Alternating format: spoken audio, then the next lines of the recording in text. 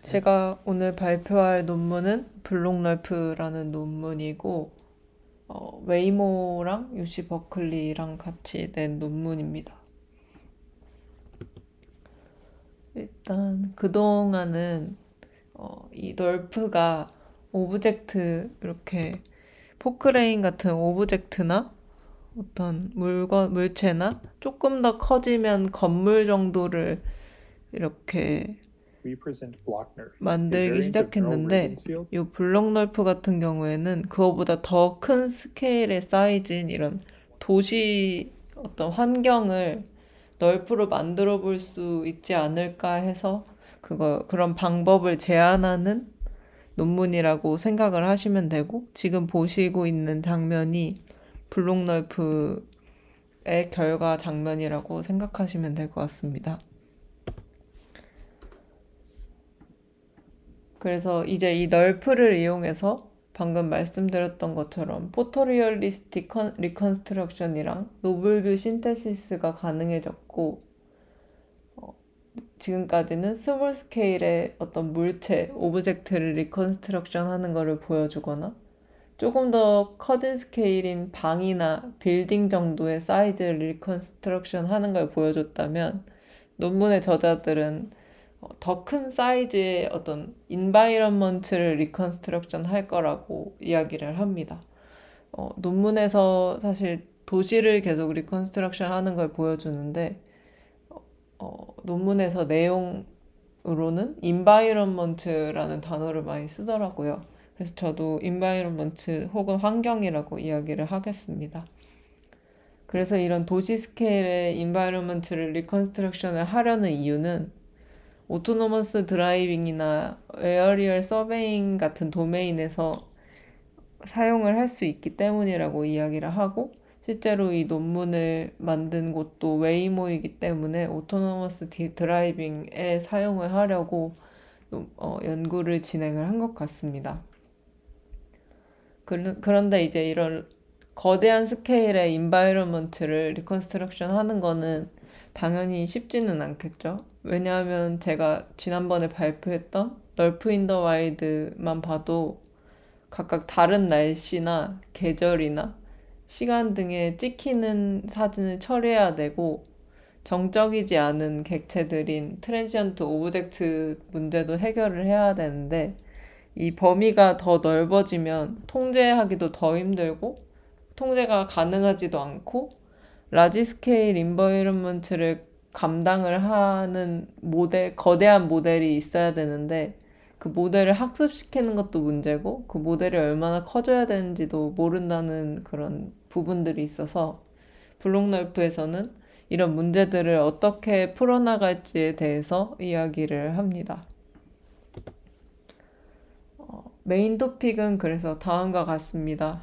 말씀드린 날씨나 계절 같은 어떤 어피어런스, 환경에 대한 문제, 트랜지언트 오브젝트에 대한 문제, 모델 캐파시티 문제 등을 해결하기 위해서 아래의 방법들을 제안을 하는데요.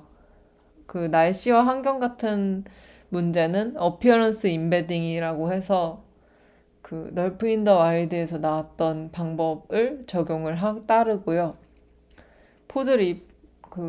그리고 포즈 리파이먼트라고 해서 이제 널프 밑에 보시면 블록 널프의 특징이 모델 캐파시티를 해결하기 위해서 요 아래에 피규어 1을 보시면 점선으로 되어 있는 부분을 리컨스트럭션 학습을 한다고 할 때, 저 검정색으로 보이는 점들이 다 블록 널프라서 이제 이 인바이러먼트를 여러 개로 쪼개고, 그 쪼갠 거에다가 널프를 한 개가 아니라 여러 개를 둬서 특정 지역의 뷰를 만들 때에는, 뭐 잘은 보이시는지 모르겠지만 저기 골든 게이트 애비뉴라고 써 있는 곳에 이제 널프 모델이 삥 둘러싸여 있는 9개가 있는데, 그 근처를 합성을 한다고 할 때는 그 주변에 있는 것만 사용을 하거든요. 그런 식으로 블록을 나누고 그 사이사이에 블록 널프를 배치해서 그 근처에 인접한 블록 널프를 사용해서 그 모델을 리컨스트럭션을 하게 되는데, 이런 경우에 이제 위치가 각각 다르기 때문에 포즈 리파이먼트로 확장을 해서 환경 변화랑 포즈 에러를 해결을 하고, 말씀드렸다시피 이 지역에 대한 지역을 여러 개를 나누고 널프를 여러 개 배치하기 때문에 모델이 하나가 아니라서 굳이 거대한 모델을 가지고 있지 않더라도 학습이 가능하게 만들었다는 그런 방법으로 진행이 된다고 보시면 될 것 같습니다. 그래서 이렇게 도시 지형을 블록별로 나누고 인퍼런스 시킬 때는 그 주변에 있는 거를 합쳐서 렌더링을 한다고 생각을 하시면 됩니다. 블록 널프에 대한 얘기를 하기 전에 기존의 연구에 대해서 먼저 알아보고 가겠습니다. 기존에도 이렇게 큰 스케일의 3D 리컨스트럭션이 계속 있어 왔다고 합니다. 근데 그런 태스크들은 콜맵 같은 소프트웨어에 의존적이고, 일반적으로 라지 스케일 3D 리컨스트럭션에서는 아니면 그냥 SFM 같은 SFM 같은 문제를 해결하기 위해서 아래에 보이는 피규어 2 같은 파이프라인이 필요한데, 이런 부분을 거치면서 아티팩트 같은 게 많이 생긴다고 합니다. 그래서 컨빈싱한, 아니면 남들이 이제 봤을 때 그럴싸한 어떤 3D 리컨스트럭션 씬을 보기 위해서는 많은 포스트 프로세싱이 요구되는 단점이 있다고 이야기를 합니다. 그리고 다음은 논문이랑 관련된 기존 연구는 노블뷰 신테시스도 있는데, 이 노블뷰 신테시스는 저희가 아는 볼루메트릭 씬 리프레젠테이션인 널프들이 있고, 그 널프 후속 논문들이 있습니다.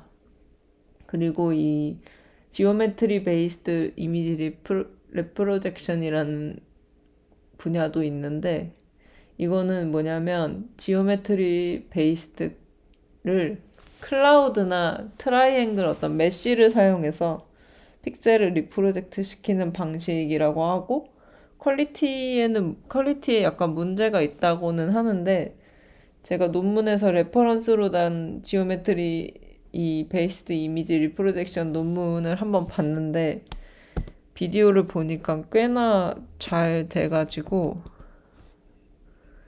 이게 왜 잘 안 된다는 건지는 잘 모르겠지만 이렇게 단점이 있다고 하고, 이런 식으로 진행이 되는 이런 1인칭 뷰의 논문을 많이 쓰는 것 같습니다. 1인칭 시점으로 보는 어떤 3D 리컨스트럭션 연구가 이 지오메트리 베이스드 이미지 리프로젝션에 많은 것 같습니다. 다음은 얼반 씬 카메라 시뮬레이션입니다.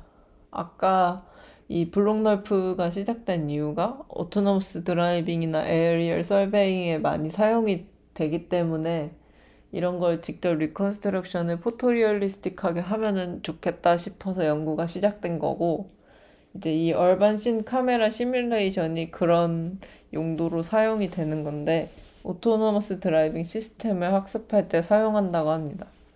현실적인 카메라 시뮬레이션을 만들기 위해서 이 분야에서는 겐을 사용하는 경우가 있는데, 이 겐이 그래픽 재구성 오류에 조금 취약하고,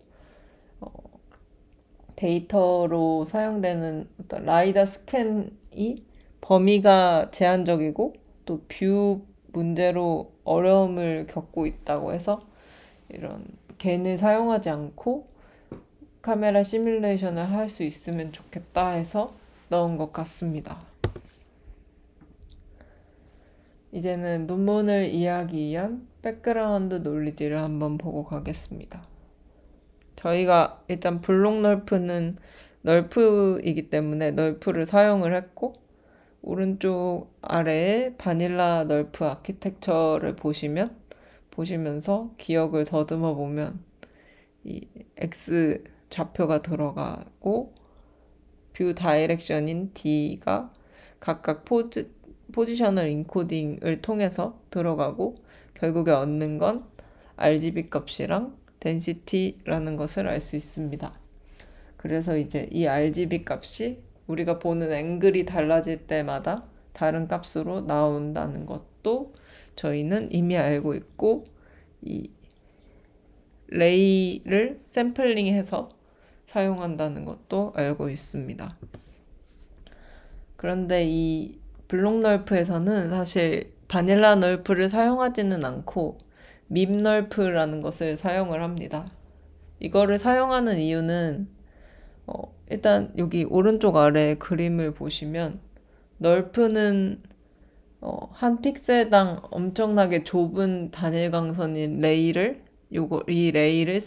우리가 아는 레이를 샘플링해서 계산을 하기 때문에 어떤 계단 현상이라고 불리는 알리아싱이라는 문제가 생긴다고 합니다.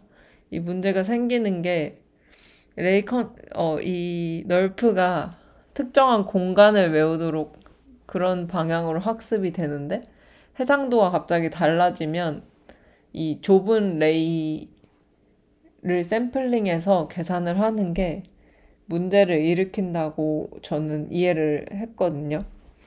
그래서 이제 이 좁은 범위의 레이로 샘플링을 하는 게 아니라 오른쪽 밉 널프처럼 원뿔 모양의 큰 범위에서 샘플링을 해서 해상도에서 생기는 문제를 어느 정도 해결한다고 이해를 했습니다.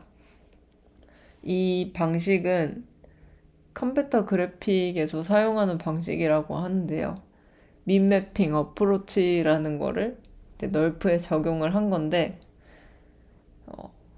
이 텍스처 오브젝트를 멀티스케일로 저장을 해서 지오메트리에 적절한 해상도인 텍스처를 선택하게 하는 방법인데, 그냥 간단하게 생각하면 이 방법이 일단 어떤 레이의 싱글 포인트가 아니라 한 점이 아니라 공간을 피처시킨다고 생각을 하시면 되고, 이 방법을 하기 위해서 이 밈널프는 포지셔널 인코딩이 아니라 인티그레이티드 포지셔널 인코딩이라는 거를 사용을 한다고 합니다.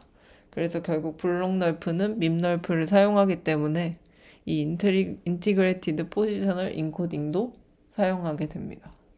더 자세한 내용은 이 밈널프라는 논문을 읽어보시면 좋을 것 같습니다. 이제 널프가 어떻게 학습되고 어떻게 그 여러 개의 널프를 병합을 해서 결국에 3D 리컨을 하는지에 대해서 이야기를 하려고 하는데요. 일단 블록 사이즈 앤 플레이스먼트라는 내용이랑 트레이닝 인디비듀얼 블록 널프까지는 블록 널프를 어떻게 학습시키는지에 대해 이야기를 하고, 그 이후부터는 그거 블록 널프를 여러 개를 합쳐서 리컨하는 부분에 대해서 말씀을 드리겠습니다. 일단은 전체적인 내용을 이야기를 드리면, 블록 널프는 우리가 원하는 인바이런먼트를 잘라서 블록 널프를 두고 병렬적으로 여러 개를 독립적으로 학습을 한다고 합니다. 그래서 이제 인바이런먼트를 자르고 블록 널프를 배치해서 따로따로 학습을 하기 때문에 이 인바이런먼트가 커져도 블록 널프를 또 옆에다가 두면 되니까 확장을 하는 게 쉬워진다고 말을 하고 있고요. 아까 말씀드렸다시피 새로운 뷰까지의 각 블록 널프가 거리가 다르기 때문에 이런 거를 보관을 해서 보관법을 사용해서 약간 도움을 주도록 한다고 합니다. 일단 블록 널프를 어디다가 두는지에 대한 내용을 먼저 이야기를 드릴 건데요. 방금 말씀드린 것처럼 일단 타겟 인바이러먼트를 잘라서 블록 널프를 배치하는데, 이 오른쪽에 보이는 것처럼 주로 인터섹션의 교차로에 블록 널프를 배치를 한다고 합니다. 이렇게 배치해서 인터섹션 자체랑 그 다음 인터섹션까지 한 75% 정도를 커버하도록 계산을 했다고 하고, 이거는 휴리스틱한 방법이기 때문에 75%가 아니어도 더 좋은 배치 방법이 있을 수가 있고, 블록 크기도 가변적으로 정한 거기 때문에 교차로 사이에다가 또 둬도 되고, 그런 거는 약간 휴리스틱하게 바뀔 수 있다고 이야기를 합니다. 그리고 오픈스트릿 맵 같은 지오그래피컬 필터를 사용해서 각 블록에 대한 데이터가 의도한 만큼만 학습되도록, 의도된 범위 내에 정확하게 유지되도록 만들어준다고 합니다. 이제 아까 그 75% 정도 이제 커버한다고 했는데, 오른쪽 아래에 보시면 이 블록 널프 트레이닝 레디우스라고 해서 그 각각 범위를 보시면 된다고 합니다.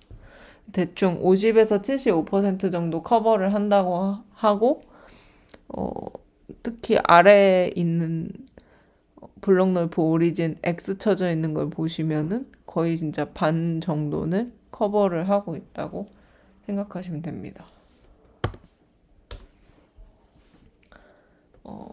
이제는 이 각각 배치를 어떻게 시켰는지 알았으니까 배치시킨 블록 널프를 어떻게 학습을 하는지에 대해서 이야기를 하려고 합니다.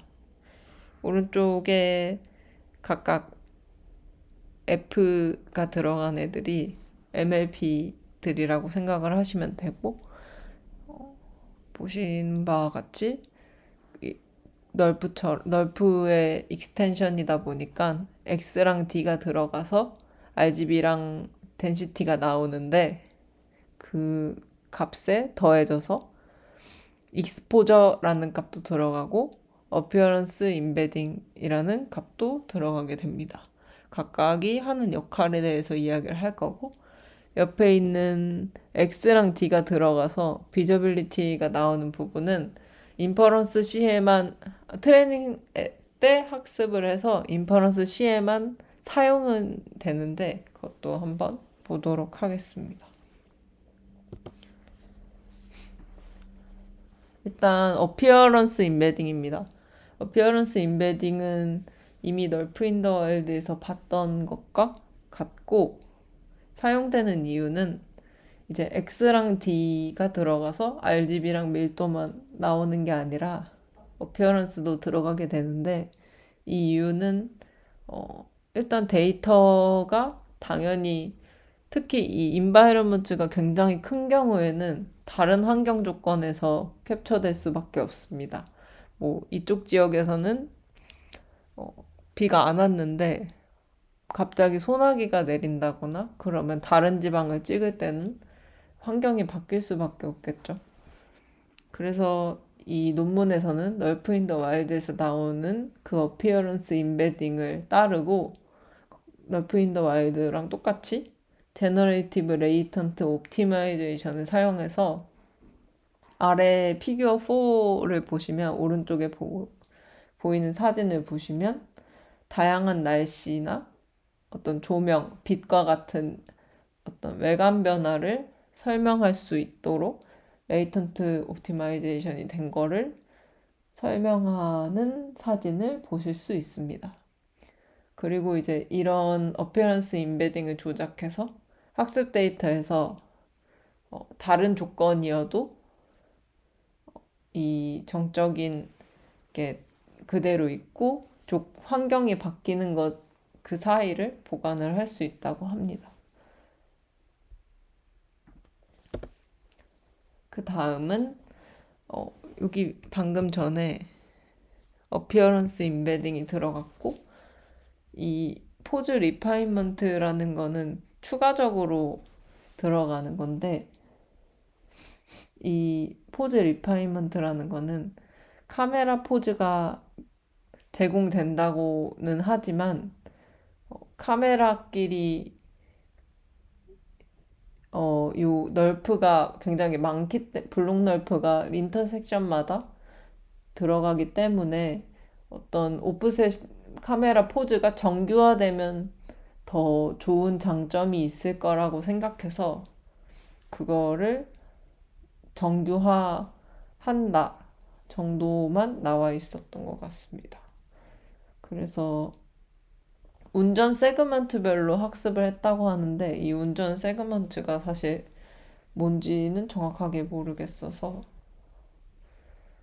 그 정도만 말씀드릴 수 있을 것 같습니다.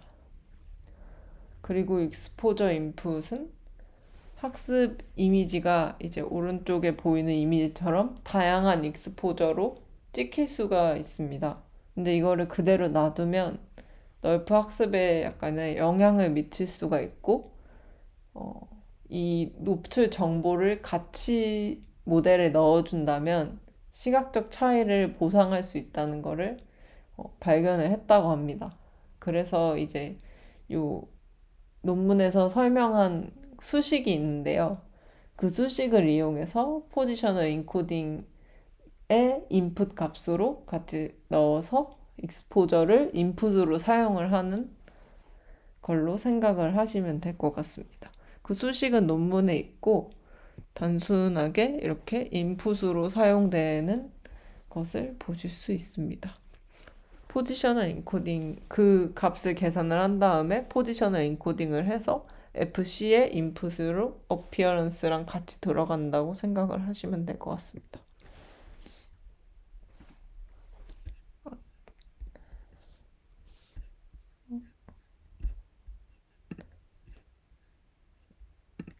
왜 꺼졌지? 네.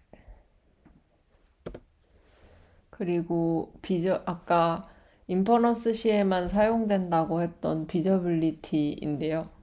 이거는 학습은 같이 되지만 사용은 인퍼런스 시에만 된다고 합니다. 이게 뭐냐면 트레이닝 레이를 따라서 그 각 샘플이 보는 그 뷰 방향에 보는 방향에 이 어떤 물체가 어느 정도 보이느냐에 대한 내용인데 어떤 뭐 건물의 일부분이 뭐 표지판이나 이런 게 어떤 뷰에서는 보일 수 있고 어떤 뷰에서는 안 보일 수 있고 아니면 뭐 진짜 건물이 어떤 뷰에서는 보일 수 있고 어떤 뷰에서는 안 보일 수 있고 이런 거에 대한 내용인데요. 이제 이게 특정 위치에 대해서 의미 있는 출력을 생성할 때 도움이 될 거라고 해서 이 값을 넣게 되었다고 합니다. 더 자세한 내용은 다음 장에서 계속 나오게 될 텐데요. 그리고 위 거를 말씀을 안 드렸는데 트랜지언트 오브젝트 같은 경우에는 그냥 널프 인더 와일드랑 다르게 간단하게 쳐내는 방법을 사용했습니다. 뭐 빌딩이나 나무 등과 같이 정적인 객체가 아니라 사람이나 자동차 같이 움직이는 물체에 대해서는 세그멘테이션 모델을 학습을 시켜서 그 세그멘테이션 마스크가 생성이 되면 그 트랜지언트 오브젝트가 위치한 마스크에 대해서는 무시를 하도록 학습을 했다고 합니다. 이때 사용된 세그멘테이션 모델은 파놉틱 딥랩을 사용했다고 하고 어떤 클래스에 대해서 학습을 시켰다고는 얘기를 하지 않았지만 제가 생각할 때는 일반적인 객체를 뭐 사람, 자동차 정도를 학습하지 않았나 싶습니다. 그리고 뭐 아까 말씀드렸다시피 비저빌리티 프레딕션은 여러 블록 넓이를 병합할 때 여러 블록 넓이를 병합할 때 특정 공간의 영역이 이제 블록 넓이에 보이는지 아닌지 여부를 아는 게 좋기 때문에 추가했다고 말씀을 드렸었습니다. 그래서 조금 더 자세하게 이유를 이야기해 보자면 여기서 아까 봤던 사진이지만 이 오른쪽 이미지를 보시면 레디우스 뷰포인트, 타겟 뷰포인트라고 해서 요 점선 블록 넓이 오리진을 둘러싸고 있는 점선들을 볼 수가 있고 이 각각의 널프를 이용해서 비저빌리티를 계산을 한 모습을 보실 수 있는데, 어떤 게 비저빌리티냐면 보라색 네모를 비저빌리티라고 생각하시면 됩니다. 이 그림에서 나타내는 거는 타겟 뷰에서 보는 부분이 이제 비저빌리티가 어떤지에 대해서 보여주고 있는데요. 이 왼쪽이랑 오른쪽에 있는 비저빌리티는 어느 정도 이미지를 보여주고 있는데, 아래 같은 경우에는 제가 생각하기엔 요 타겟 뷰 방향으로 볼 때는 이 밑에 방향은 왼쪽 보이지가 않기 때문에 비저빌리티가 낮아서 검정색으로 나오는 거라고 저는 이해를 하고 있습니다. 그래서 이렇게 비저빌리티가 낮을 때는 이 블록널프를 쓰지 않는 것으로 그냥 버려버립니다. 네, 논문에서는 디스카드 한다고 하는데 그냥 버린다고 생각을 하시면 될 것 같고, 이런 식으로 비저빌리티를 인퍼런스 시에 이용을 해서 어떤 블록널프를 사용할 건지 셀렉션을 한다고 합니다. 이 인계값에 대한 특별한 내용은 없었고, 인계값보다 낮으면 블록널프를 버린다는 내용으로 이해를 하시면 될 것 같습니다. 그래서 이제 보통 여기 같은 경우에는 그 타겟 뷰를 원할 때 가까이 있는 블록널프가 총 3개가 있고, 그 중에서 인계값을 넘지 못한 블록널프가 1개가 있기 때문에 2개라고 할 수 있는데, 보통 일반적으로 병합할 때 블록널프가 셀렉션을 하다 보면 1개에서 3개까지 남아있게 된다고 합니다. 그리고 다음은 블록널프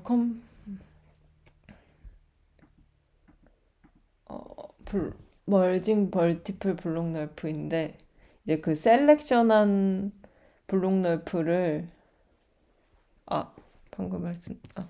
방금 말씀드린 것 같이 셀렉션한 블록널프를 합치는 방법이 인계값보다 일단은 비저빌리티를 계산을 하고 블록널프 인계값이 낮으면 버리고 나머지를 이용해서 렌더링을 한다, 이런 순서로 기억을 하시면 될 것 같습니다.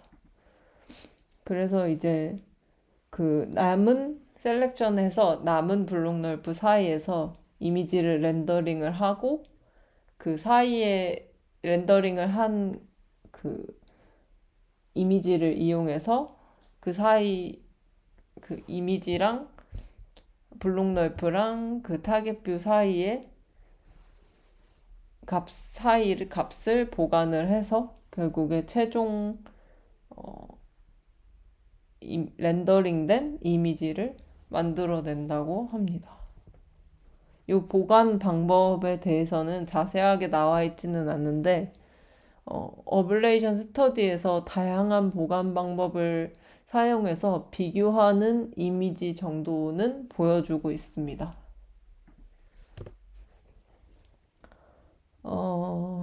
이제는 어피어런스 매칭인데요. 학습된 모델의 어피어런스는 블록널프가 학습된 후에 어피어런스 레이턴트 코드에 의해서 제어가 될 수 있고, 근데 이 블록널프가 병렬적으로 인디비듀얼하게 각각으로 학습이 되기 때문에 이 초기화된 이니셜라이즈된 값이 달라서 같은 어피어런스 임베딩 값을 가진다고 해도 그 의미상으로는 내용이 다를 거기 때문에 이런 뷰 간의 블록널프를 다른 것을 사용함에 있어서 뷰 간의 브릿지가 생깁니다. 그렇기 때문에 블록널프 중에 하나에서 어떤 특정 어피어런스가 주어지면, 그러니까 예를 들어서 그 아래 사진에서 기준으로 하는 이런 어피어런스, 밤 어피어런스가 주어지면 그 근처에 있는 블록널프가 현재 밝은 어피어런스를 가지고 있다고 해도 어둡게 만들어주도록 바꿔주는 어피어런스 일치를 매칭을 시키는 방법에 대해서 이야기를 하고 있는데요. 이 방법은 일단 블록 넓프 네트워크를 가중치를 프리드 시키고 L2 로스를 이용해서 어피어런스 코드를 최적화하는 방식으로 진행을 한다고 합니다. 타겟 뭐 여기서 예를 들면 검정색 어피어런스 임베딩으로 바뀔 수 있도록 L2 로스를 계산을 하는 거고 보통은 100회 이내에 수렴이 된다고 합니다. 그래서 이 절차가 이렇게 어피어런스 매칭을 함으로써 시간, 색상, 균형, 날씨 같은 대부분의 전역적인 어떤 로우 프리퀀시 어트리뷰트를 맞춰줄 수가 있고 이 밑에서 보여주는 사진이 블록 널프, 베이스 블록 널프 어두운 모습을 근처에 있는 블록 널프도 똑같이 어둡게 매칭을 시켜주는 데 성공을 한 모습을 보여주고 있습니다. 마지막으로 Result and Experiment인데요. 이제 이런 블록 널프를 학습을 하기 위해서 기존에 사실 3D 리컨스트럭션 시티 스케일의 데이터들이 존재를 하지만 노블뷰 신테시스랑은 조금 거리가 있다고 합니다. 그래서 저자들은 데이터를 직접 만들었고 그 만든 데이터가 아래에 두 개가 보이는 샌프란시스코 알라모 스퀘어 데이터셋이랑 샌프란시스코 미션 베이 데이터셋이라고 말할 수가 있는데 샌프란시스코 알라모 스퀘어 데이터셋 같은 경우에는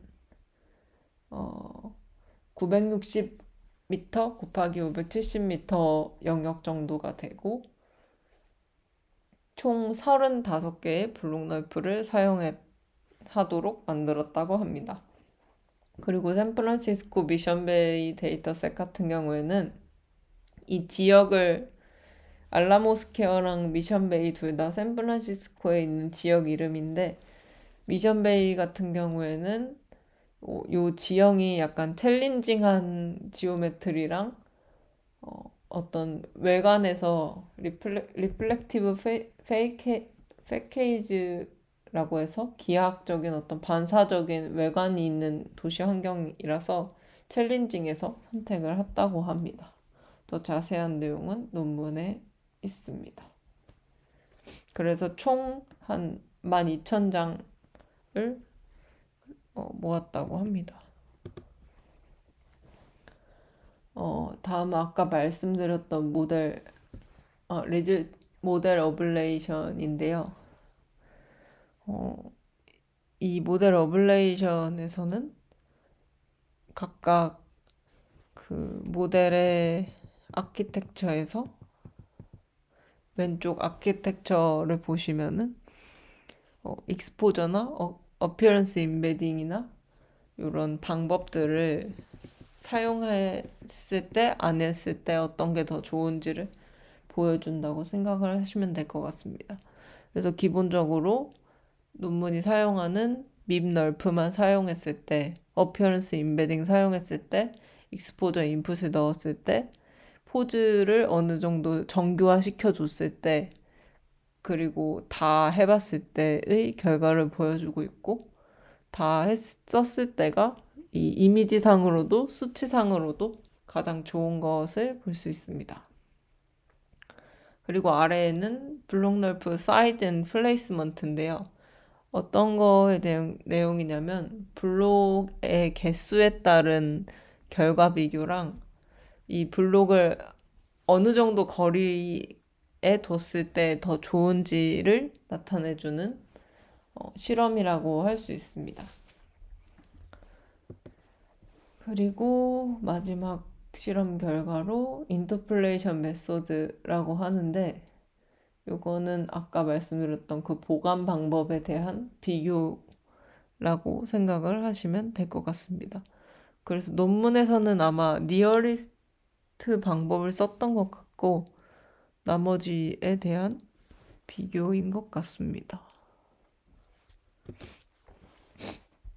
논문 마지막으로 리미테이션 앤 퓨처 워크인데요. 논문에서의 리미테이션, 저자들이 이야기를 하는 한계는 자동차가 아까 세그멘테이션 마스크로 트랜시언트 오브젝트를 무시하도록 학습을 한다고 했는데, 그래서 자동차는 잘 없어지는데 그 그림자가 계속 남아있는 경우가 많다고 하고, 뭐 나무나 이파리 같은 경우에는 계절에 따라서 색깔도 바뀌고 바람이 불면 움직이기도 하는데, 이런 부분이 제대로 표현이 되지 않는다는 점이 아직 퓨처 워크이고, 또 건설 작업 같이 공사 현장 같은 경우에는 시간이 지날수록 건물이 올라간다거나 뭐 그런 시간에 따른 변화가 있는데, 이런 거는 자동으로 처리되지 않아서 블록널프를 수동으로 학습을 시켜야만 결과를 볼 수 있다는 그런 리미테이션이 남아있다고 합니다. 네, 저는 여기까지 발표 준비했고, 혹시 질문 있으시면 질문해 주시면 좋을 것 같습니다. 감사합니다. 네, 감사합니다. 그 여기 학습할 때 컴퓨터 얼마나 쓰는지 나와 있는 게 있나요? 그런 부분은 없었던 것 같습니다. 그, 네, 데이터 엄청 많았던 걸로 기억하는데 네, 그 블록이 35개면 컴퓨터도 35대를 쓴 건가 싶어서. 어, 아, 아마 시간? 제가 그 레퍼런스 전까지만 읽었는데 그 후에 있을 것 같기도 합니다. 보니까 각각의 블록 넓이를 와우 32 TPU V3 코어로 학습을 했다고 합니다. 이, 아, 이치 블록 넓으니까 35 곱하기 32 TPU V3겠네요. 구글이니까 가능한 거 있죠? 네, 구글 클라우드 컴퓨트 썼다고 하네요. 음, 그 그러면 그, 그 카메라 프레임의 포즈는 어떻게 얻을 수 있을까요? 포즈는 보통 여기서는 풀맵을 쓰잖아요. 네, 이미 주어졌다고 얘기를 해서 아마 네, 네, 콜맵을 그 사용해서 주어졌다는 게 네네. 그 주어졌다는 게 뭐 어떤 보통은 이제 콜맵을 써서 카메라 포즈를 얻는데 구글에서 그런 라지 스케일에 대해서 콜맵을 썼을 것 같진 않고 아니면 자기네들 알고리즘을 썼다 뭐 이런 정도로 나와 있는지. 아, 그 뒷부분에 콜맵을 사용해서 미션 베이 데이터셋을 만들었다는 얘기를 합니다. 아, 거기도 콜맵을 써서. 네, 근데 이게 그 데이터를 만들 때 썼다는 건데, 콜맵이랑 비교하는 것도 뒷부분에 나오거든요. 레퍼런스 뒷부분에. 그래서 네. 정확하게 아마 이거는 비교인 것 같고, 그 포즈를 주어졌다고 했을 때 그 포즈를 어디서 가져왔는지는 얘기가 없는 것 같습니다. 리파이먼트를 했다는 얘기만 나오고, 그걸 어떻게 구했는지에 대한 얘기는 딱히 얘기하지 않는 것 같아요. 음, 그 감사합니다. 그리고 그 중간에 블록을 나눈 그런 그림이 있었잖아요. 원이 3개 있고 아, 네네. 열, 열 블록 오리진 뭐 이렇게 있었는데 네네. 네, 타겟 뷰가 저기 이제 오른쪽으로 바라보는 형태잖아요. 네네. 그러면은 그 왼쪽에 있는 동그라미도 비지빌리티가 안 보이는 거 아닌가요?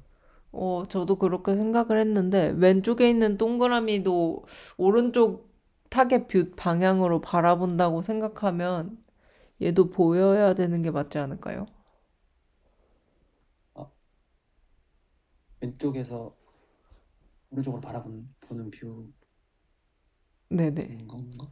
저는 그래서 뭔가 왼쪽 사진은 좀 오른쪽보다 머니까 작게 나와야 되고, 오른쪽은 뭔가 가까이 나와야 되는 것 같은데, 굉장히 닮아가지고, 그냥 의미상으로 넣어놓은 것 같기도 하고, 모르겠습니다. 거의 음, 닮아가지고, 사진이. 음, 아, 저는 그런 바라보는 느낌으로, 뷰, 네, 이해를 했습니다. 음, 그렇겠네요. 여기, 그러면은, 카메라 모델은 뭘 썼다, 이런 내용도 있나요? 카메라 왜 모델, 퍼스펙티브인지 360도는 아닌 것 같고. 지금 이 실제로, 사진은 네, 퍼스펙티브 같은데. 자동차에다가 달아서 했다는 이야기는 본 것 같은데, 뭐 어떤 종류를 썼다는 거는 잘 모르겠어요. 그, 여기 다음 페이지인가? 보면은, 그 다음 페이지인가? 그 360도 카메라 큐렉탱귤러 프로젝션 한 이미지가 있었. 예, 이거. 네. 이 이미지는 카메라에서 얻은 뷰는 아니겠죠? 어, 그 데이터셋 옛날 관련해서 얘기가 나오는데, 360도 뷰고, 카메라 12개 달려서, 이거 아마 데이터셋 설명하는 부분에도 있을 거예요. 12 카메라로, 그래서 12,000개가 되는 이유가 카메라 12개짜리가 360도 뷰라서 그랬던 것 같습니다. 카메라 12개가 자동차에 네네. 자동차로 모았다고 그랬다는. 들었거든요. 그 지붕에다가 달아서 그 차량 위에. 다녔다고. 네네. 그래서 8개는 지붕 위에 있고, 4개는 프론트에 달렸다고? 그런 식으로 데이터를 모았다고 했던 것 같습니다. 아, 그렇게 하면 360도 뷰가 다 나올 테고. 네네. 카메라 하나는 피놀 모델이려나? 그거는 데이터나 논문을 봐야 모르겠습니다. 알겠네요. 네네.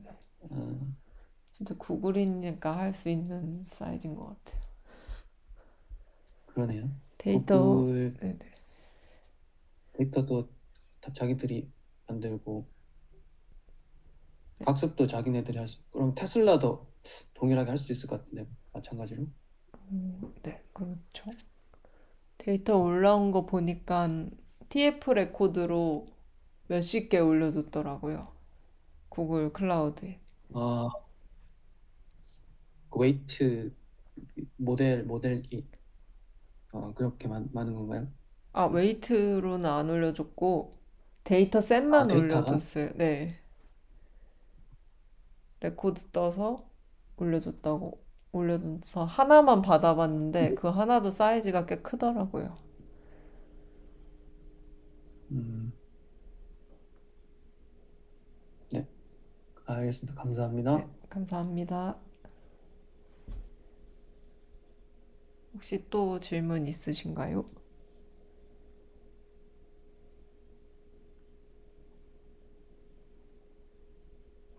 없으시면, 이, 저 질문 네네. 있나요? 네. 그 이거 낮이랑 밤이랑 그 시간에 따라서 다 그 좀 결과를 볼 수 있는 건가요?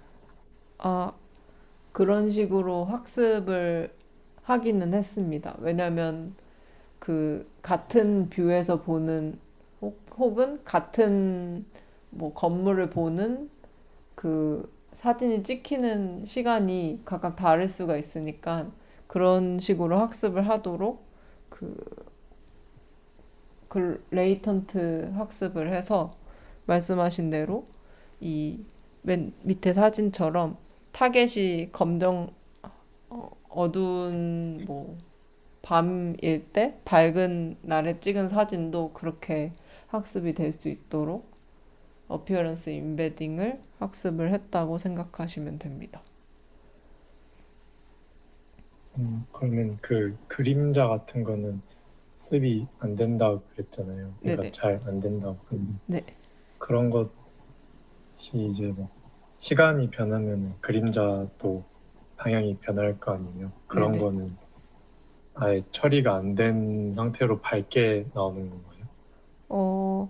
아까 그 그림자 같은 경우에는 그 트랜지언트 오브젝트라고 해서 자동차 같이 움직이는 물체가 어, 없는 것처럼 학습이 돼도 그 그림자는 계속 남아있다는 뜻이었고, 물어보신 거에 대해서 낮과 밤 그림자에 대해서는 이야기가 안 나와 있어서 그 부분은 잘 모르겠습니다. 네, 알겠습니다. 감사합니다. 네, 감사합니다. 혹시 저도 궁금한 게 하나 있는데요. 네네.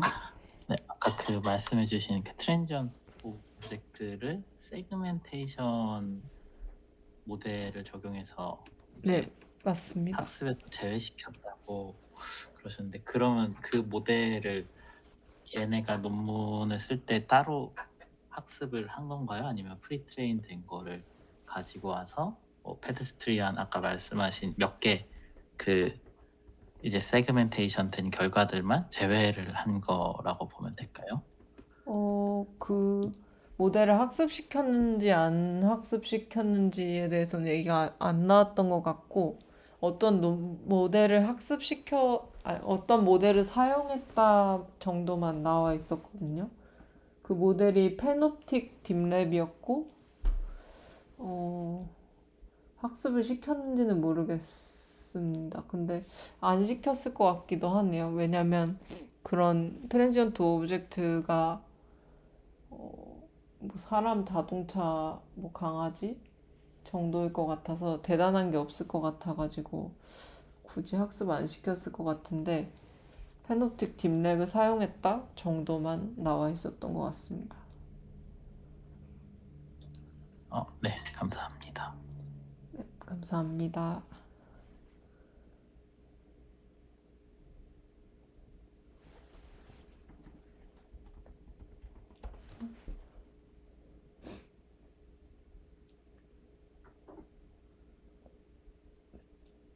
질문이 더 없으시면 오늘은 이 정도에서 마무리를 해보겠습니다.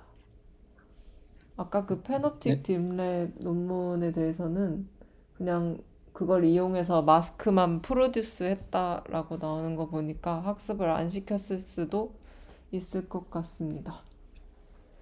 네, 오늘은 이 정도에서